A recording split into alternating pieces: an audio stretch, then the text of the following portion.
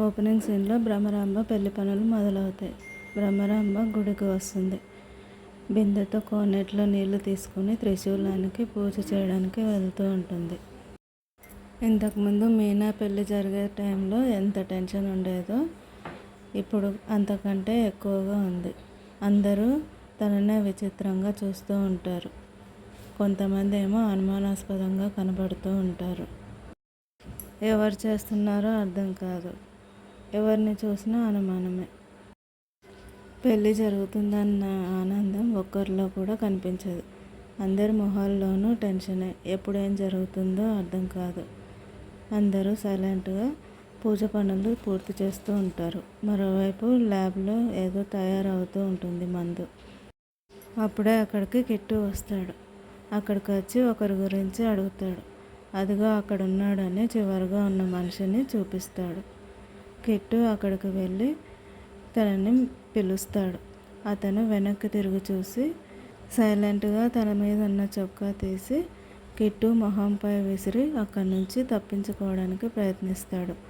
అతను పరుగెత్తుకుంటూ బయటకు వెళ్ళిపోతాడు. అతని వెనకాలనే కిట్టు కూడా పరుగెత్తుకుంటూ వెళ్ళిపోతాడు. కిట్టు అతన్ని పట్టుకోవడానికి ప్రయత్నిస్తూ ఉంటాడు. మరోవైపు భ్రమరాంబని పెళ్లి కూతుర్ని చేస్తూ ఉంటారు. భ్రమరాంబని పెళ్లి కూతుర్ని చేస్తూ ఉండగా మీనా చూపు అంతా వచ్చిన వాళ్ళ మీదే ఉంటుంది. ఎవరేం చేస్తున్నారో అని గమనిస్తూనే ఉంటుంది. ఫంక్షన్ జరుగుతూ ఉండగా భ్రమరాంబ సంతోషంగా ఫీల్ అవుతూ ఉంటుంది. అప్పుడే నరసింహం వాళ్ళ ఫ్యామిలీతో వస్తాడు. మీనా వాళ్ళని అనుమానంగా చూస్తూ ఉంటుంది. నరసింహం వాళ్ళు పెళ్లి కూతురికి నలుగు పెట్టి ఆశీర్వదించేంత వరకు వాళ్ళనే గమనిస్తూ ఉంటుంది మీనా. నరసింహం కూడా అదోలా చూస్తూ ఉంటాడు. కిట్టు ఏమయ్యాడని అడుగుతాడు. నేనే పని మీద బయటకు పంపించానని చెప్తుంది. అక్కడేమో కిట్టు అతనితో గొడవ పడుతూ ఉంటాడు. ల్యాబ్లో ఉన్న అతను కిట్టును కొట్టి కట్టి పడేస్తాడు. తర్వాత ఒక పెద్ద రాయి తీసుకుని వచ్చి అతని మీద వేసినట్టుగా చూపిస్తారు. తర్వాత కిట్టుకి ఏమైందో చూపించరు.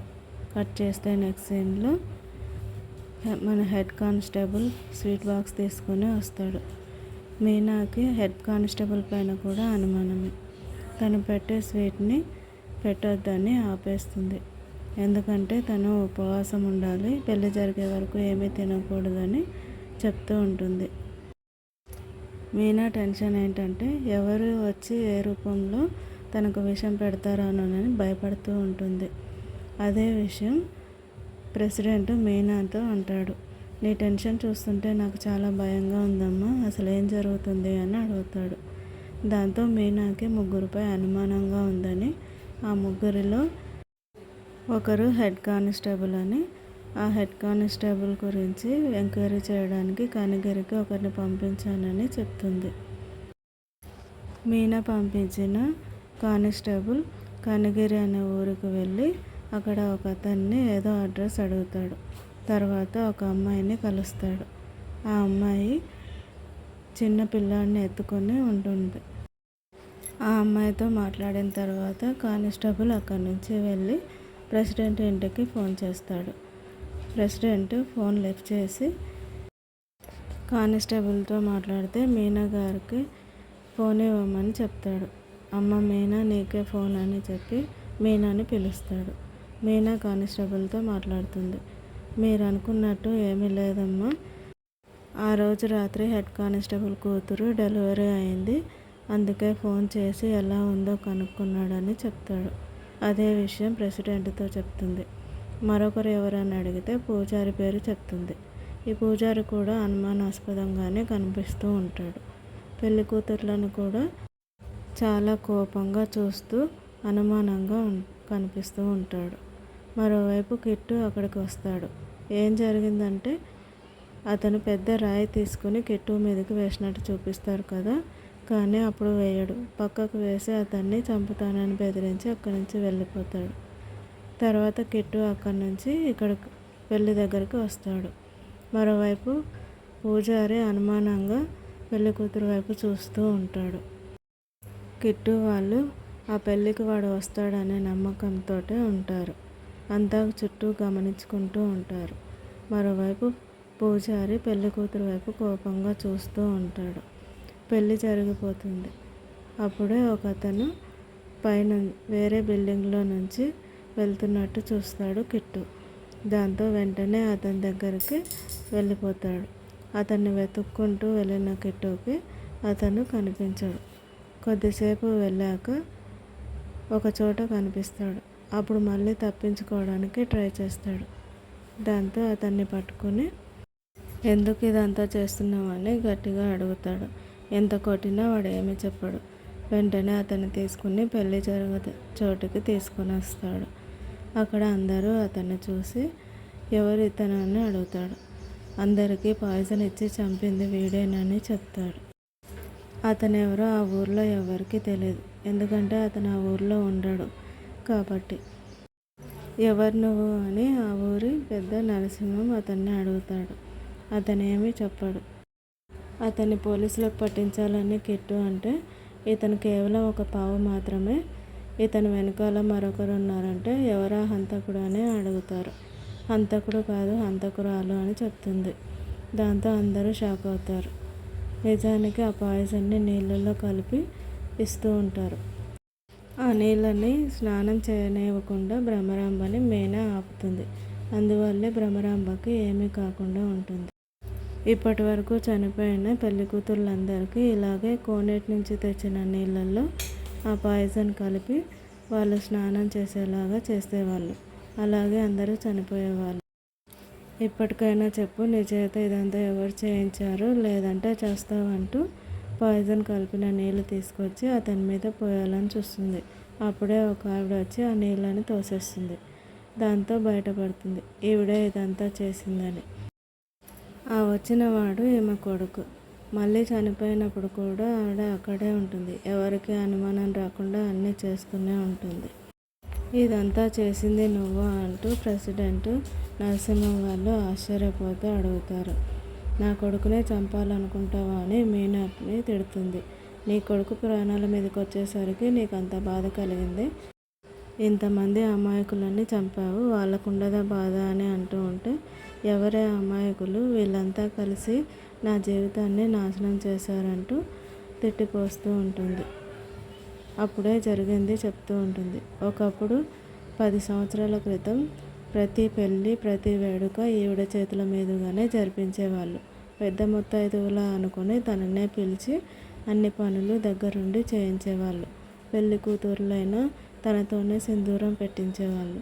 ఏ వేడుక జరిగినా ఈవిడతోనే ప్రారంభించేవాళ్ళు. ఒకసారి బారసాల జరుగుతూ ఉండగా బిడ్డను ఉయ్యాల్లో వేస్తూ ఉండగా ఎవరో వచ్చి ఆమె భర్త చనిపోయాడని చెప్తారు.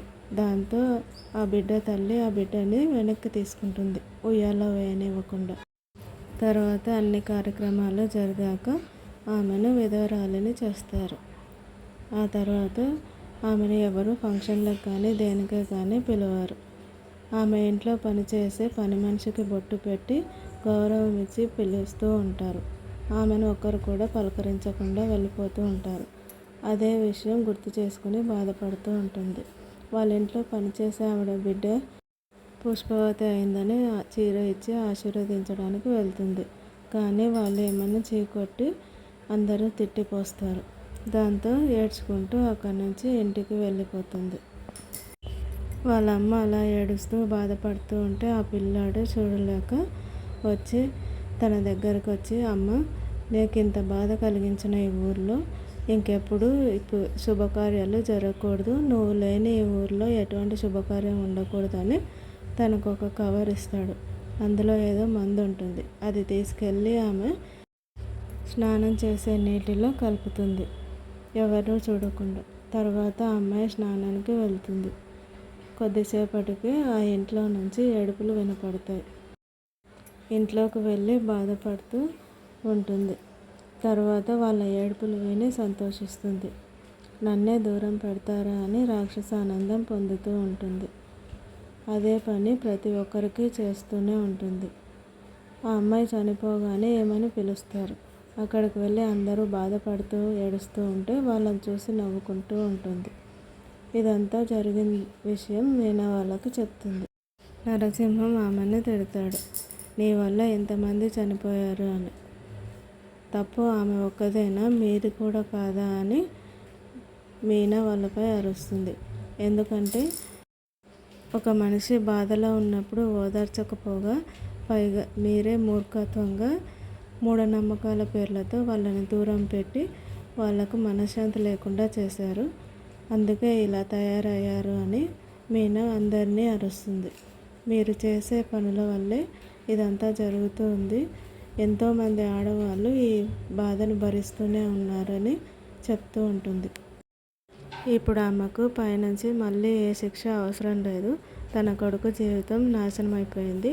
అది చూస్తూ జీవితాంతం కుమిలిపోవాల్సిందే అనగానే తన కొంగులో ఉన్న పౌడర్ తీసి నోట్లో వేసుకుంటుంది. వెంటనే అక్కడికక్కడే చనిపోతుంది. అందరూ అలాగే చూస్తూ నిలబడిపోతారు, ఏమీ చేయలేక. ఆ పౌడర్ తాగిన క్షణాల్లోనే ఆమె రక్తం కక్కుకొని మీనా ఒడిలోనే చనిపోతుంది. మూఢనమ్మకాలతో సాటి మనిషిని మనిషిలా కూడా చూడలేని మూర్ఖత్వమే ఒక పెద్ద శాపమని మీనా అంటూ ఉంటుంది. నిజమే కదా, ఎంతోమంది ఆడవాళ్ళు ఈ మూఢనమ్మకాల మూర్ఖత్వం వల్ల బలైపోతూ ఉన్నారు. ఓకే ఫ్రెండ్స్, మరో కొత్త స్టోరీతో మళ్ళీ కలుద్దాం.